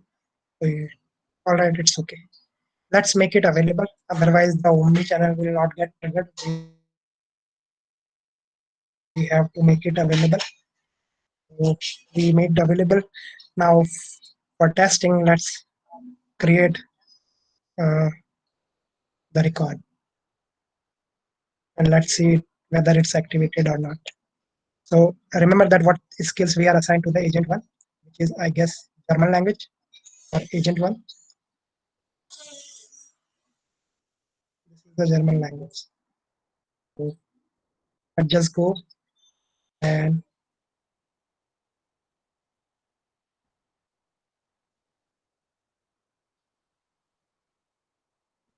medium leave this thing. I'm going to put the German language because I just match to the subject.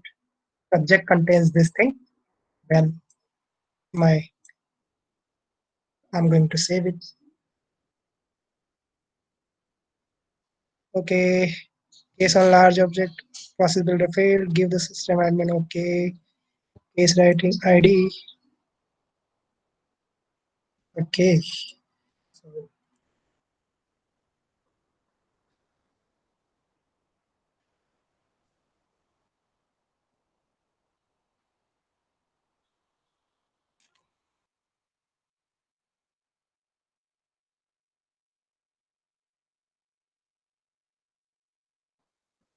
go to the process builder, my class is saved,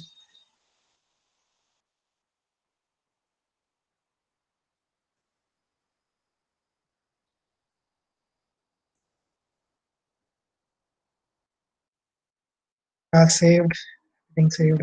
Let's look for the process builder. It's active. If it is not null, okay, then I'm going to field reference. All right,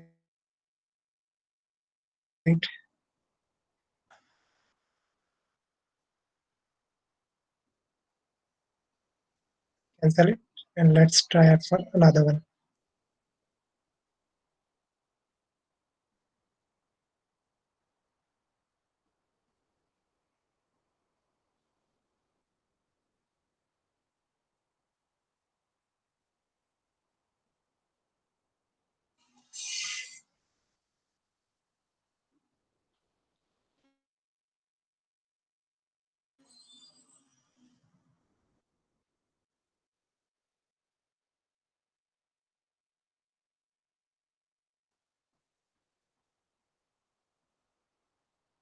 Okay, case record get created. So I should get routing, I guess.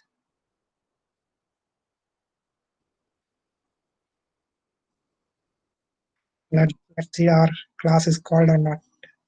Okay, called.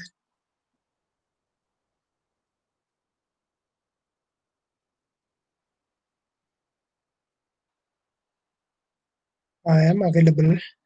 Indeed.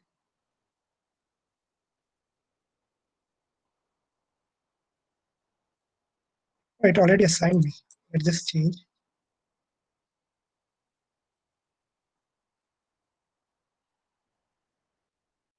to something else.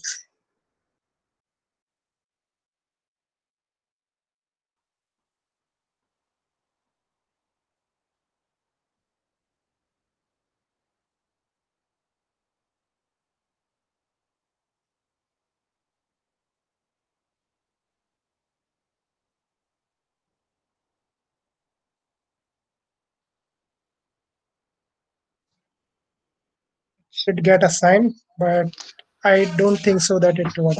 Uh, so this is sorry for that thing, but it should assign. I tested out. We need to do some small debug. So No, for no, that, I no, don't think so. yeah. I don't think so with that we have so much time to do the debug. So this is how that Apex class going to work.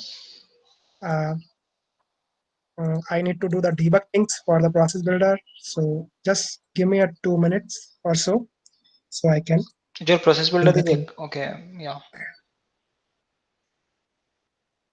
Yeah, actually the process builder going to yeah, trigger no that thing. worries. Let me take out one more thing. That thing gonna help us.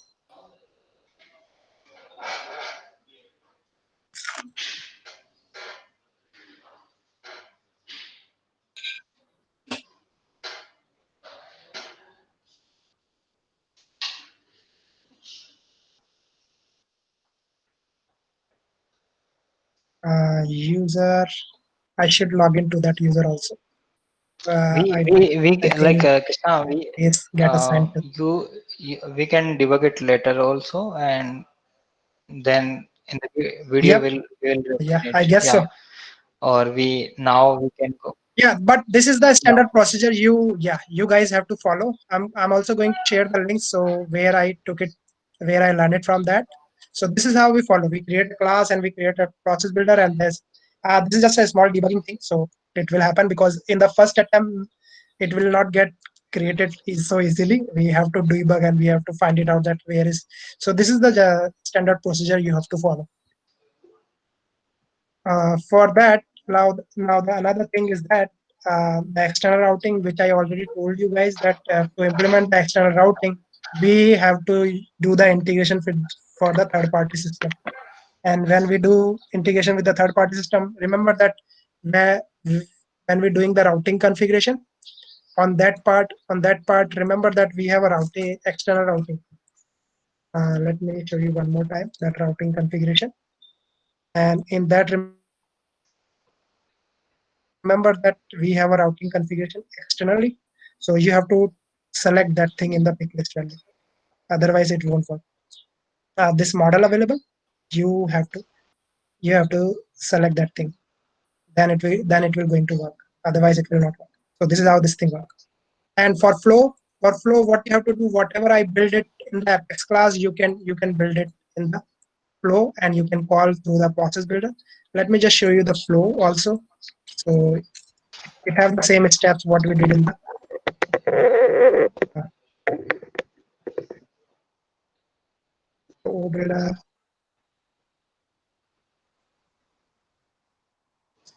same Apex class, but with the flow. So the people who like the flow, she's okay. I'm in the service setup. I know it's lengthy, but I have to just hold on 5 more minutes and I'm done. Then we're going to look for your queries for sure. Flow, then go to flow,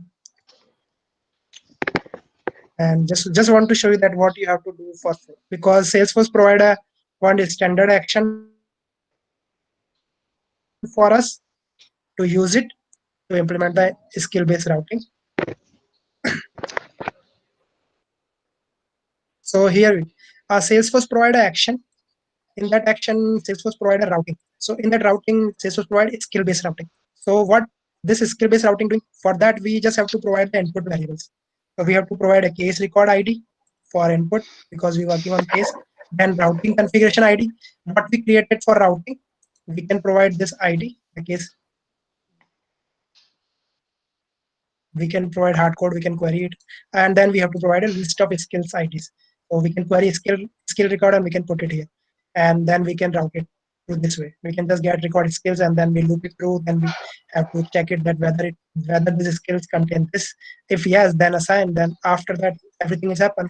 We just have to call that action. So this is how you can configure the flow, and then you just have to activate it and you just have to call through that process builder, which I built for Apex class. So you can use that same process builder for that thing also.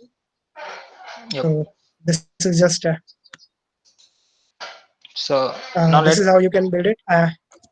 If any QA, please go ahead and whatever queries you have, yes, just ask. yes, Krishna. So there are lots of questions in the chat window. I will just start to read it out, and Okay, go ahead. it's better you answer. So we have question from the Lakshay. If the for the routing process, can I solve the case of low and high priorities?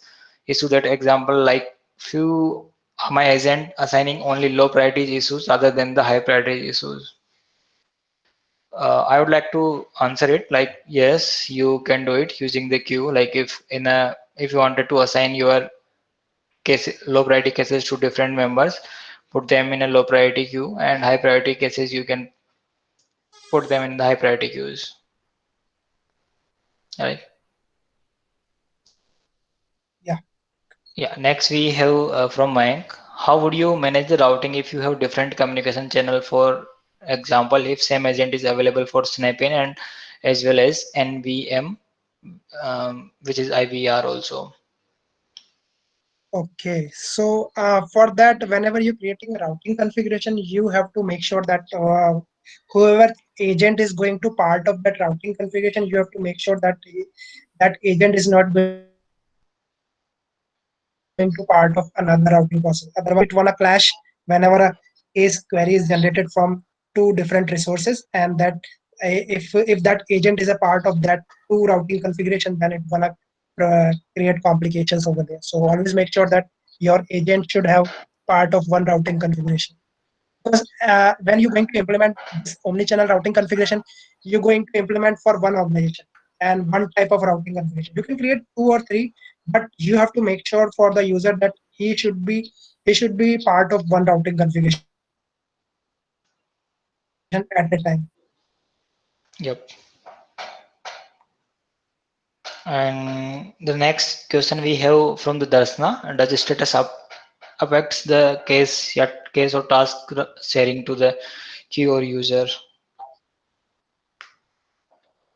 No, case status does not affect because to transfer the case to the another user, you have to be online. Otherwise, if you're not online, how you gonna transfer that record? So this is the mandatory thing. You just have to online, and then transfer that thing. Okay, so And next once you question. transfer, you can get offline also. Yeah, next question we have from Priyadarshini, but I guess Darsna has already answered it. Thank you, Dasna, for answering the question. And yeah, Dasna has already answered it. Now let's come to the next question. Yeah, so next question again we have from Priyadarshini, which is suppose I want to see my backlogs of routing, where I can see that.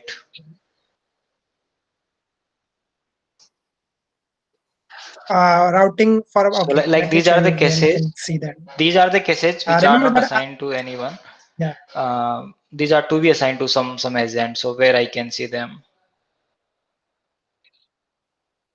yeah. You can also see that cases in the queue backlog, because in that we can see the queue as well as the cases which are pending and which are not assigned to any agent or any user. So this is the supervisory screen where he was So able we to can we see. can also see that in the omni. Right. Yeah, supervisor Can screen. you open Yeah, it and supervisor like screen. we can show like yeah these are the Yeah, yeah, yeah. Let me show you. It's right here. yeah, So remember that Omni supervisor I added to the page layout. Uh, queues backlog. Yeah. Here's the assigned work, and here's the queue backlog. Here you will find that whatever case is assigned to this particular low priority case queue, if any agent is not working for that case, that case is also show here. That case is also show Great. here. So suppose your agent are full, but you also have few more cases inside the queue, because queue queue hold the cases. Whenever the agent is got free, then it will assign. It will not assign directly. Otherwise, agent get choked up with the queues list. So that's why they have to omnichannel hold the cases inside the queue, and then once anybody free, then it will assign. Yep. Good. So we don't have more backlogs of questions now. Okay, Priyadarshini has one more question, which is more beneficial, either the skill-based routing or queue-based routing. Priyadarshini, it depends on the requirement. Like sometime if your case which on which your agent needs to be worked, that has some requirement like the agent should have this type of skills. In that case, a skill-based routing will work. But if they doesn't have this type of skill requirement of any this type of skills, in that case queue-based routing will work. So suppose like you are electronics company and you sell different product, like you sell the AC also, you sell laptops also, and you sell some other item, mobile phones also. So when a case come, and in that case, like every person who is solving that case, he or she should have knowledge on that particular product. So in that case, skill-based routing will work. But if you are a service-based company where you are selling a same type of products, and you don't have any type of skill-based requirement, so in that case, queue-based routing will work. Hope it clears. Next question we have from Fevin. If two agents have same capacity and have same number of working items, then how it would be decided to whom the case will be routed? In that case, Yeah, Fevin, yeah, I guess, yeah, sure, sure. no, no, Krishna, you Yeah, can go you ahead. can continue. No, no, you can continue. Uh, in that scenario, that what omnichannel will do, omnichannel first look for the availability. If suppose both the agent are not fully loaded, like suppose if their capacity is taking like 5 cases at a time, and all both the agent having 5 cases assigned to them, then what omnichannel do, omnichannel hold that case for a while until any agent get cleared from the Uh, capacity, and then it will assign. no, so the question was like, Krishna, the question is like, there are two agents, both have same capacity, like the both agents can handle 5 cases, and Okay, they have free capacity of one, like four are assigned to both of them, and one they can okay, handle now. Now okay, if okay, now if the okay, case come, okay. then which where it will Okay, be got it, assigned. got it, got it. Yeah, Actually, I didn't hear the last line. So the question was is like both agent have a 5 capacity, but both agent are having 4 cases right now. Okay, yeah, right. and one slot is free for both of them. So what it gonna do? Even I also didn't try for that thing. Also, Yeah, I so think I would like to add on here. yeah, Um, like it's just an assumption which I can say haven't come across with these type of scenarios and haven't closely looked into this, but like it must be the first come first serve, or this can be happen like whichever the agent will first will be, and their routing process they will capture, it will assign to that. Yeah, I guess so. That thing also applicable. Whenever Yeah, the agents will tie up with the cases, then I yeah. think that thing gonna work. Yeah, Harika has also some insight, like she's saying round robin can work. Round round robin fashion. Yeah, correct, Harika. Yeah, Correct, I Harika. also agree with Round I robin also fashion. agree with the Harika. So round robin can be. So we are good to go. Means good to wrap up for the day. Or do you have more questions? Arpit, I just want to conclude something like Yeah. here. Guys, I just want your suggestion related to our Uh, upcoming topics, like yeah, what yeah, you want yeah. to So, know, what you so, want so to Krishna, learn. yeah, for that, I'm just putting a feedback link here, Yeah. which they can fill out, and it would be good. Like we can, let me share the feedback URL. It would be good if the audience can fill it out so we can plan our future sessions, like we are planning on the community clouds and field service lighting and this type of the hands-on sessions we are planning. So these things they can pull it into it. We have a last question, like what is the suggestions for the future events, so they can put whatever they want from us in the next event. I have put the feedback link in the chat window. Everyone can copy from there and they can fill out from there.